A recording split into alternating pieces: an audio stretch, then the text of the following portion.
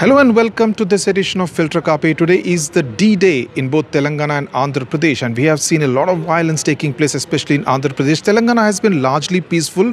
The big problem has been that many voters who actually cast their vote in the December assembly elections have found their names missing in the voter list. The most high profile of them, Shobhana Kamineni, who found her name was missing. She's part of the CII, part of the Apollo Hospitals group, and she's put out a video which has gone viral. Let's listen in to what Shobhana Kamineni had to say. This is the worst day for me as an Indian citizen. I came back, I was traveling abroad, came back because I wanted to exercise my franchise, and I come to the booth and I'm told that my vote is deleted. Am I not an Indian citizen? Am I not counted in this country?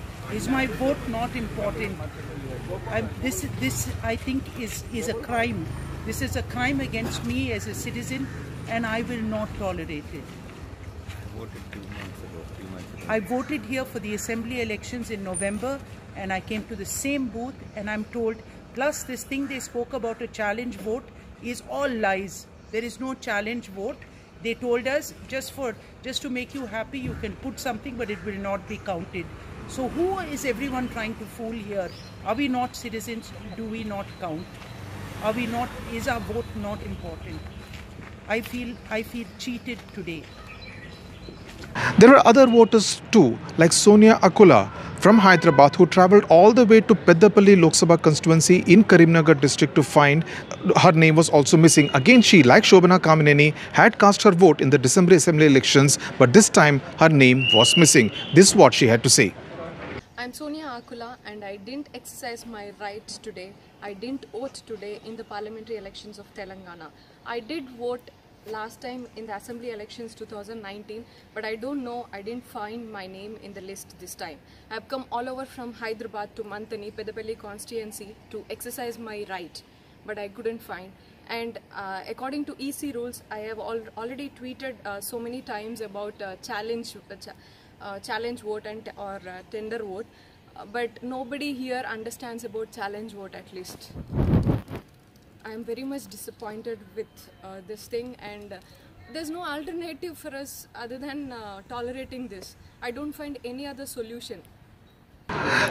To discuss what are really the political stakes in both Telangana and Andhra Pradesh, we have with us the executive editor of NDTV, Uma Sudhir. Uma, you have travelled extensively in both Telangana and Andhra Pradesh. Andhra Pradesh saw a lot of violence. Tadipatri, one YSR Congress activist and one TDP activist were killed. There were cases of EVM malfunctioning. Chandrababu Naidu also reacting to it. A lot of clashes taking place in many districts like West Godavari, Anantapur. What really explains is it because it's a very fiercely fought battle out there in Andhra Pradesh? Yes, indeed. All through the Rayalaseema region and also Guntur, multiple places in Guntur, we are in fact hearing of these clashes. All the videos have become viral where stone throwing and beating with sticks. So very, very violent forms. They are in fact attacking the booths. There is an attempted booth capture as well from Kodela Seva Prasad, who is the assembly speaker, his place as well. We saw him in fact visuals coming in showing that he is fallen off, and they are alleging that he was attacked by the YSRCP workers. And YSRCP అంటే వాళ్ళని actually ఆయన లోపల వెళ్ళి తలుపు మూసుకున్నారని కూడా చెప్తున్నారు. మళ్ళీ చాలా చోట్ల నుంచి మనకి ఈ క్లాషెస్ ఎందుకు వస్తుంది అంటే ఈ ఎంటైర్ క్యాంపెయిన్ టైంలో కూడా మనకి ఏం తెలిసిందంటే చాలా ఒక ఫియర్స్ బ్యాటిల్ ఉండే తెలుగుదేశం మధ్య అండ్ వైఎస్ఆర్ కాంగ్రెస్ మధ్య. అండ్ ఒక డైలాగ్ వీళ్ళు కొడితే వాళ్ళు దానికి ఒక రిప్లై లాగా కొట్టారు. ఒక స్లోగన్ వీళ్ళు పెడితే ఇంకొక స్లోగన్ వాళ్ళు అంటే if there is one which says that what is the one Jagan what is that Kavali Jagan, and the slogan that's being done by Chandrababu Naidu says Nuve Kavali, Nuve Ravali, which meant that there's also another slogan which is trying to re-emphasize the fact that the experience of Babu is what we want, and they are re-emphasizing the last time's thing, Nuve Malli Ravali. That's the other thing, that we want you back again is what they are explaining. So obviously this is fiercely fought and both sides are apprehensive that margin చాలా తక్కువ ఉండొచ్చు. అందుకని మనం ఎంతవరకు దీన్ని push చేయగలుగుతామో అంతవరకు push చేయాలి అని అంటున్నారు. అందుకనే ఇటువైపు కూడా అన్నారు 23% మాకు ఈవీఎంస్ ఫంక్షనింగ్ మాకు రిపోర్ట్స్ వచ్చాయి అని. అటువైపు తెలుగుదేశం వాళ్ళు కూడా అన్నారు 30% వరకు మనకు EVMs. So a lot of controversy around the EVMs. Now the pollsters have given Jagan Mohan Reddy's YSR Congress an edge, but is that really the situation on the ground? The number of people who have been speaking to, including those from political parties, say that no, it's going to be a much closely fought battle. In fact, it's not going to be one side running away with the verdict, as it were. So it would be, we could be looking at a 180 or even a 90-80 kind of a situation, kind of a verdict. And in this, there is a Pawan Kalyan factor. How much of a factor is Pawan Kalyan playing in this duopoly between the Telugu Desam and the YSR Congress? ఒక విషయం ఏంటంటే మనం ఈ ఎలక్షన్స్లో state ఎలక్షన్స్లో small percentage of word difference కూడా చాలా different verdict తేవచ్చు. నంబర్ ఆఫ్ సీట్స్లో చాలా తేడా ఉండొచ్చు. Even though the percentage of vote polling may be very very small. 2014 లో ఓన్లీ less than 2% difference ఉంది. But difference between the Telugudesam alliance plus the Jagan Mohan Reddy. It led to a difference of almost 40 seats. Absolutely, and it was only about 5 lakh odd votes that we were talking about. And now the factors have completely changed. Okavaipemo manaki Jagan Mohan Reddy is alone. The other side you have Telugudesam is alone. Pawan Kalyan, who in 2014 was with Chandrababu Naidu Telugudesam alliance, did not fight the election. He is now standing alone and he is contesting all 175 assembly seats and the 25 Lok Sabha seats. And then there is the BJP, and interestingly there is also the Congress. The analysis there, I would put it this way, that the reason for Congress, even though it's literally wiped out, aina వాళ్ళు అన్ని contest చేస్తున్నారంటే అది ఎందుకంటే అక్కడ obviously the original Andhra Pradesh had a huge Congress vote bank. Where did that vote bank actually disappear? They want to at least capture a little bit of that vote bank. Most of it went to Jagan, but koncham vote bank ippudu kuda undi. So they want to capture, take away a little bit of what would be perceived as the anti-TDP vote bank. The other thing which I want to point out, Uma, is that, and this is something very interesting, that even though the pollsters are not giving the Janasena much of a vote share, about 8%, and in number of seats they don't predict more than 2-3 for the Janasena. But if you look at the social media, AP votes for Glass is one of the top trending tweets, tags on Twitter, with more than 82,000 people tweets on it. So at least on social media, Pawan Kalyan rocks. One is his social media team is obviously very, very good, and two, you must see the profile of the Janasena voter. He's a very young voter. Wherever we are going and doing some random sample, if you had youngsters, majority would say we want change, we want this man, not just because he's an actor. Of course, that's the attraction, but he's talking about new idealism. But all these people who are tweeting, do they also have votes? Because that's another major concern, whether all these tweets, if all these tweets actually convert into votes, I think Pawan Kalyan would be doing reasonably well. One factor is that, of course, whether, what is the percentage of votes that he'll ultimately end up with. Will he actually get 8 to 10% of the vote? And whose vote is he taking away? There are two factors there. One is the youth factor. The young people, we presume, would have been voting for a Jagan Mohan Reddy, and now he's taking away a substantial portion of that young vote. Second is he's in alliance with the BSP.